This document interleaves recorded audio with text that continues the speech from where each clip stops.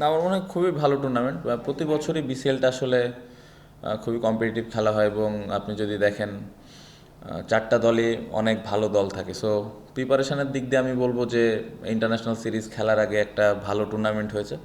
Batsman এবং বোলাররা আমার মনে হয় ভালো মতো প্রিপারেশনটা নিতে পেরেছে। আর যেই কন্ডিশন আমরা খেলেছি রাজশাহী এবং বগুড়া স্পেশালি এই দুইটা ভেন্যুতে খুব ভালো ক্রিকেট হয়েছে, কারণ স্পোর্টিং উইকেট ছিল, যেটা নর্মালি ওয়ানডে ক্রিকেটে সব জায়গায় থাকে। সো এটা একটা পজিটিভ দিক ছিল। সো ওভারঅল পুরো টুর্নামেন্ট আমি বলবো যে দারুণ ছিল। তবে নর্মালি মার্চ চলছে, মার্চের 3 মাসে ঢাকা প্রিমিয়ার লিগটা হয়ে থাকে। এরপর আপনাদের Pakistan series, but one day world কাপের আগে প্রিমিয়ার লিগটা অনেক ইম্পর্টেন্ট, বাট অনেক প্লেয়ারের রুটি মানে ডিপেন্ড করে প্রিমিয়ার লিগ। প্রিমিয়ার লিগ একটু ডাউটফুল, ক্লাব বলছে তারা হয়তো প্রিমিয়ার লিগ খেলবে না। এই অবস্থায় আপনাদের স্ট্যান্ডটা কি থাকবে, মানে আপনাদের বার্তাটা কি থাকবে? না, আমরা তো বলবো যে আমরা খেলতে চাই। এখন আমাদের কথা শুনবে কিনা সেটা তো জানি না, বাট আমার মনে হয় যে খুব ইম্পর্টেন্ট যে এই ওয়ানডে টুর্নামেন্টটা হওয়া, স্পেশালি প্রিমিয়ার লিগ। এখানে সামনে আমাদের ওয়ানডে ওয়ার্ল্ড কাপ আছে, পাশাপাশি আমরা ওয়ানডে ম্যাচও খুব কম খেলি এখন। সো এই প্রিমিয়ার লিগের একটা সময় কিন্তু ওয়ানডে ম্যাচ খেলার সুযোগ হয়। সো খুব ইম্পর্টেন্ট একটা টুর্নামেন্ট। আমি চাইবো যে লিগটা খুব ভালোভাবে হবে এবং কম্পিটিটিভ খেলা হবে এবং ভালো স্পোর্টিং উইকেটে খেলা হবে। সো লিগটা হওয়া অবশ্যই ডেফিনেটলি উচিত, বাকিটা ওপর আল্লাহ জানে। কিন্তু আমরা পুরো টুর্নামেন্টে দেখছি যে বেশ ভালো রান হচ্ছে, বাট ফাইনালে এসে দেখলাম যে লো স্কোরে নিয়ে আসলো। বাট আপনাদের অপোনেন্ট টিম ওরা মানে ইজিলি মনে হলো যে খেলাটা বের করে দিচ্ছে। আপনাদের জায়গা থেকে আসলে কোথায় ভুলটা ছিল বাকি? আমরা পুরো টুর্নামেন্টে দুর্দান্ত ব্যাট করছি। আজকের টসটা খুব ভাইটাল ছিল, কারণ ডিউ ছিল। আপনি যদি সেকেন্ড ইনিংসে দেখেন অনেক ডিউ পড়েছে, সো বোলারদের জন্য অনেক কঠিন ছিল। বাট আমার মনে হয় অ্যাজ এ ব্যাটিং ইউনিট আমরা প্রথমে ভালো ব্যাটিং করিনি। সেট হয়ে আমি বা মেহরাব হোসেন অহিন বা সাব্বির রহমান বেশ কিছু ব্যাটসম্যান আমরা সেট হয়ে হয়ে আউট হয়েছি। সো ওই জায়গাটাতে আমার মনে হয় যে আমরা পেছনে পড়ে গেছি। ওভারঅল আমি বলবো যে ব্যাটিংটা যদি আমরা আরেকটু বেটার করতে পারতাম ফার্স্ট ইনিংসে, তাহলে হয়তো সেকেন্ড ইনিংসে বোলারদের জন্য তুলনামূলকভাবে সহজ হতো। বাট আমি এই ম্যাচে বোলারদের কোনো আসলে খুব বেশি দোষ দেখি না, কারণ ডিউয়ের কারণে বল করাটা খুব কঠিন ছিল। লিটন দাসকে মিস করছি। অবশ্যই এরকম এক্সপিরিয়েন্স প্লেয়ার যদি থাকে, অবশ্যই টিমের ব্যালেন্সটা আরও ভালো হয়। সো এটা ছিল না, বাট আমার মনে হয় তার জায়গায় যে ক্রিকেট খেলেছে ও চেষ্টা করেছে 100% দেওয়ার। আমরা বগুড়া রাজশাহীতে স্পোর্টিং উইকেটে খেলেছেন, কিন্তু ওই উইকেটের সঙ্গে উইকেটের পার্থক্য ছিল নাকি আপনাদের ঘাটতিটা ছিল? উইকেটের সমস্যা ছিল নাকি আপনাদের ঘাটতি ছিল? আর পাকিস্তান সিরিজে আসলে কেমন কি প্রত্যাশা করছেন? না, আজকে আমার মনে হয় উইকেট ভালো ছিল, প্রপার উইকেটই ছিল। অবশ্যই চ্যালেঞ্জ থাকবেই, বাট আমার মনে হয় না যে খুব বেশি কঠিন ছিল আজকে। আজকে প্রপার আমার মনে হয় স্পোর্টিং উইকেটই ছিল। সাতু ভাই, অহিন এই ম্যাচে একসময় হাইস্ট উইকেট টেকার ছিল এবং বিপিএল ও বেশ ভালো করেছে। আসলে অহিনকে নিয়ে আপনি মূল্যায়ন দেখেন?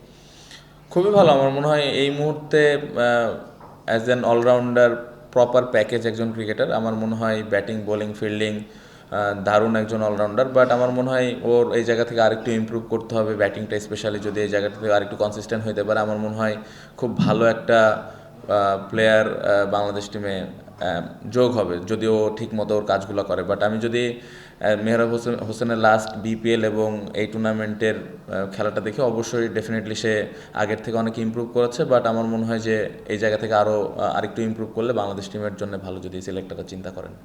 ভাই, আপনি ওয়ানডে সেটআপে ওয়ান অফ দ্য লিডারশিপ গ্রুপে আছেন, মানে ওয়ানডে ওয়ার্ল্ড কাপের আগে আমাদের অনেকগুলো ম্যাচ আছে, মানে আকবর আছেন, সোহান আছেন, জাকির আলী আছেন। উইকেট কিপিং এ একটা কম্পিটিশন হচ্ছে কিনা বা হবে কিনা ওয়ানডে ওয়ার্ল্ড কাপের সেটআপে গিয়ে, আর আকবরকে কতখানি রেডি আপনার কাছে মনে হচ্ছে? না, এটা তো আমার মনে হয় সিলেক্টররা উত্তরটা দিতে পারবে বেটার। ক্যাপ্টেন আছে, তারা আরও বেটার উত্তর দিতে পারবে। কারণ আমার মনে হয় অ্যাজ এ আপনি যেটা বললেন যে লিডারশিপ গ্রুপের একজন আছি আমি, বা আমি এক্সপিরিয়েন্স ক্রিকেটার, এই জায়গা থেকে আমার টার্গেটই থাকবে আমি কীভাবে ইম্প্যাক্ট রাখতে পারি, কীভাবে আমি কনসিস্টেন্ট পারফর্ম করতে পারি, দলের খারাপ সময়ে কীভাবে আমি পারফর্ম করতে পারি, এটাই আমার কাজ। আমার মনে হয় সিলেকশনের বিষয়গুলো নিয়ে কোচ, ক্যাপ্টেন এবং সিলেক্টররা আরও বেটার আইডিয়া আপনাকে দিতে পারবে। যদি বলতেন এই বছর তো অনেকগুলো ওয়ানডে আছে বাংলাদেশে, আমাদের ওয়ানডে টিমে আর কি আপনি কোন জায়গাটায় মনে করেন যে আমাদের ইমপ্রুভ করার মানে খুব বেশি দরকার মনে করেন, যেহেতু অনেকগুলো ম্যাচ? আমার মনে হয় অ্যাজ এ ব্যাটিং ইউনিট আমরা লাস্ট 10টা 12টা ওয়ানডে যাই খেলছি, আমরা ঠিকমতো 50 ওভার ব্যাটিং করতে পারিনি। সো এটা একটা কনসার্ন যে আমরা কিভাবে স্পেশালি মিডল ওভারে ভালো ব্যাটিং করে ইনিংসটা শেষ করতে পারে। আপনি যদি পুরো বিসিএল টুর্নামেন্ট দেখেন, প্রত্যেকটা টিমে কিন্তু এই সেমভাবেই ক্রিকেট খেলছি আমরা। খুবই ডিসঅ্যাপয়েন্টিং, স্পেশালি আমি যদি আমার টিমের কথাই বলি, খুবই ডিসঅ্যাপয়েন্টিং পারফরমেন্স। আমার মনে হয় অ্যাজ এ এক্সপিরিয়েন্স ক্রিকেটার, এখানে যে 4টা টিম আছে, 4টা টিমেই সবাই 50, 60, 70টা করে ওয়ান ডে খেলা প্লেয়ার আছে, আই মিন লিস্টে।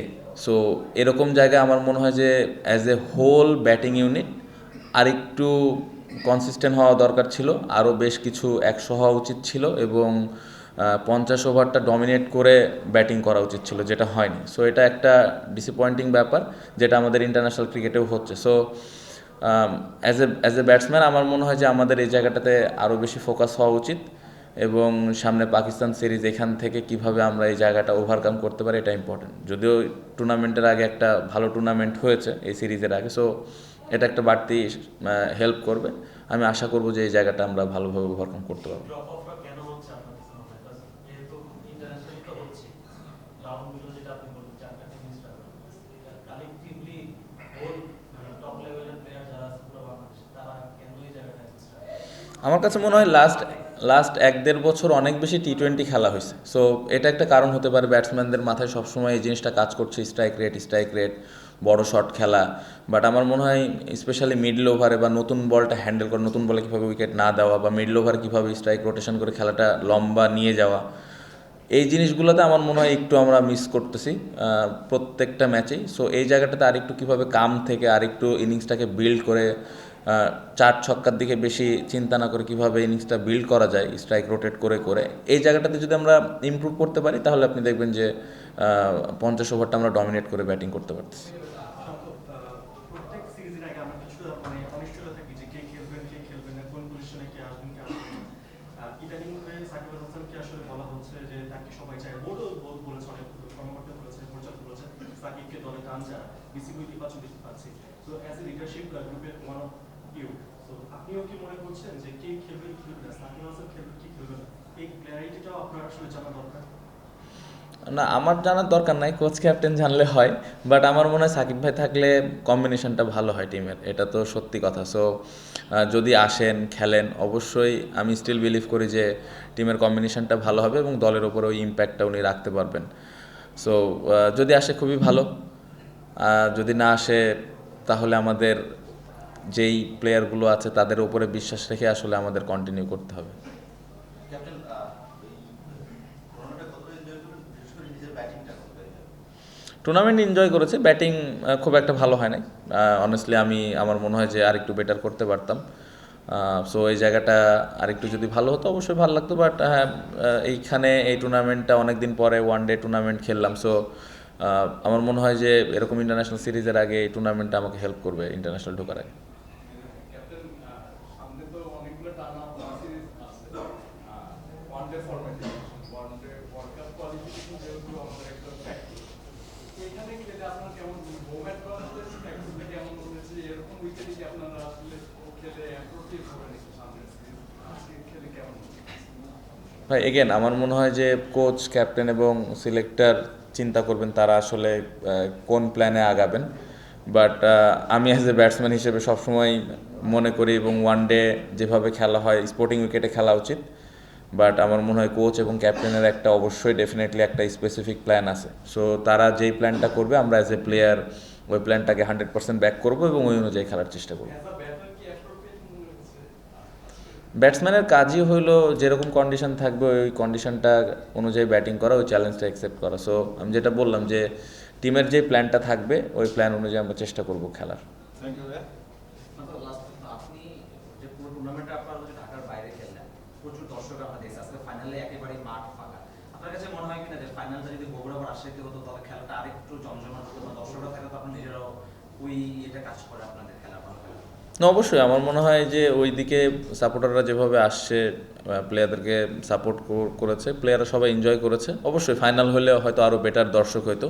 বাট এগেন আমি যে জিনিসটা বলবো যে আমার মনে হয় রাজশাহী, বগুড়াতে স্পেশালি এই দুইটা ভেন্যুতে অনেক বেশি খেলা হওয়া উচিত, স্পেশালি হোয়াইট বল। যদি বিপিএল হয় খুবই ভালো। আমার মনে হয় যে এই বিসিএলটা আমরা সবাই দেখলাম যে কত কম্পিটিটিভ ক্রিকেট হয়েছে, বোলিং এবং ব্যাটিং দুইজনেরই হেল্প ছিল। সো যদি আমরা হোয়াইট বলটা ইমপ্রুভ করতে চাই, আমার মনে হয় যে এই দুইটা ভেন্যুতে আমাদের আরেকটু ফোকাস দেওয়া উচিত এবং বেশি বেশি ম্যাচ ওইখানে খেলতে পারলে আমাদের মনে হয় যে পুরো টিমের বেনিফিট হবে।